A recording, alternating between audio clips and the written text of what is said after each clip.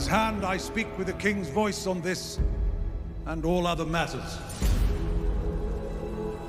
Tomorrow, the High Towers land their first blow. Those vipers rule in my father's name. To King's Landing, then. The sea snake has taken a grave wound in battle in the Stepstones. Who will take the Driftwood throne? The crown cannot stand strong if the House of the Dragon remains divided. This is a matter of blood, not ambition. This is a trap. Nephews? The threat of war looms.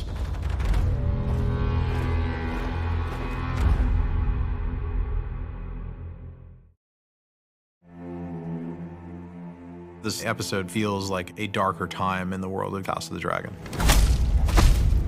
The Targaryens burn their dead with dragons when their time passes, so the Valyrians commit their dead to the sea. Enembar masti, ba embryod amozil.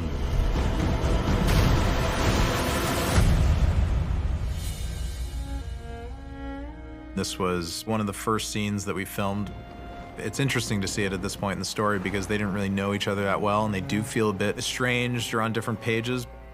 Everybody's here in this alien place at a funeral, and nobody really knows how to feel or act, and it works really well for the episode because it does just set everybody apart in a way. It's a very long scene. I think there's about 5 different kind of little stories happening in a set of about 40, 50 people.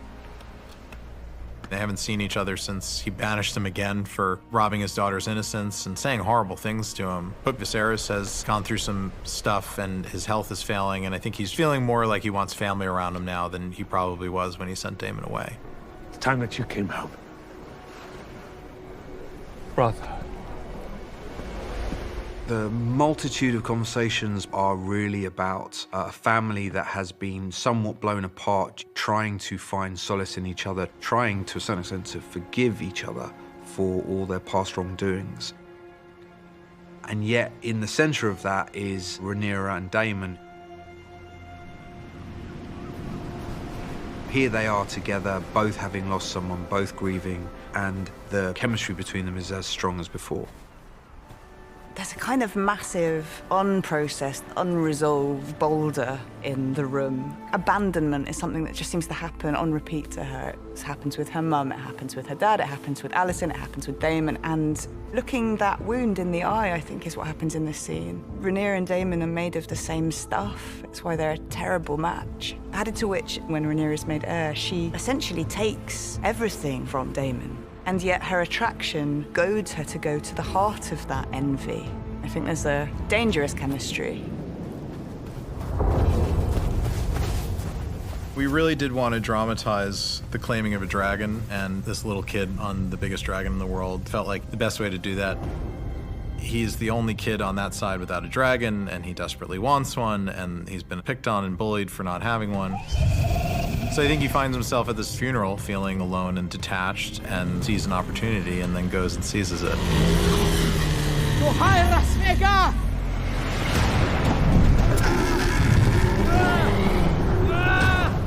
Aemon is quite an introverted, sad kid who's gone through many hardships.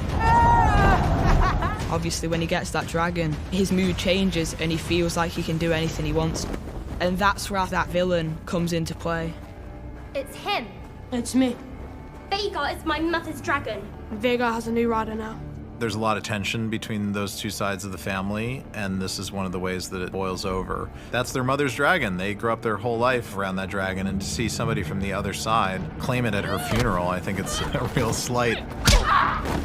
It's not something normal. It's 5 kids absolutely battering each other. It's mental.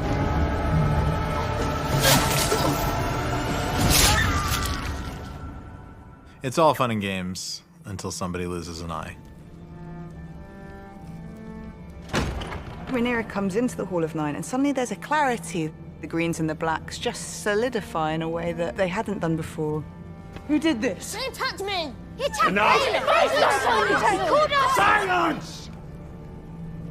He's a leaner Daemon. I always like the idea that he sort of leans It felt like he was happy to watch them all implode.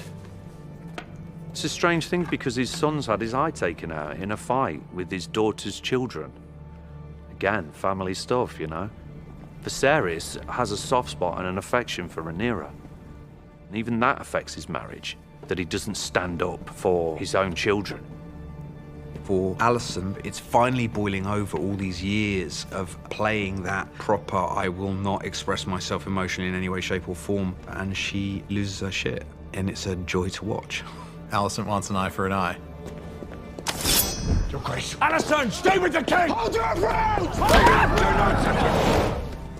I don't think Rhaenyra is scared of violent pain, and so she's in a position to kind of goad Alicent towards the outcome she's seeking.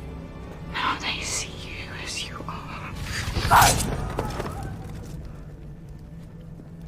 That place of abandonment is healed. Rhaenyra is found by Daemon, and it allows her to back herself and back her family and sort of walk straight at the accusations as opposed to trying to shield from them. There is a shift that happens with the death of his sister. When someone you love dies, you start to think about your own life and what you want the rest of it to be. And I think he does have this moment of clarity where he goes, I'm gonna be the person that I thought I was going to be. What Laena really wanted was to be set free. And freedom to him is freedom from the bonds of his nobility. So if he was thought to be dead, that would mean he could go live a free life however he wanted.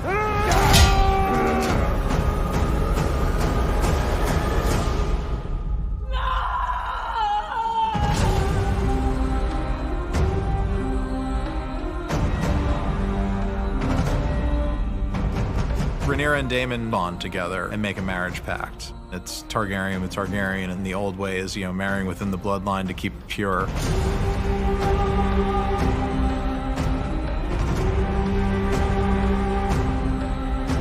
This consummating of their relationship brings with it all the obstacles. Suddenly, with Daemon by her side, Rhaenyra becomes more formidable. It tells us that Rhaenyra is not going away.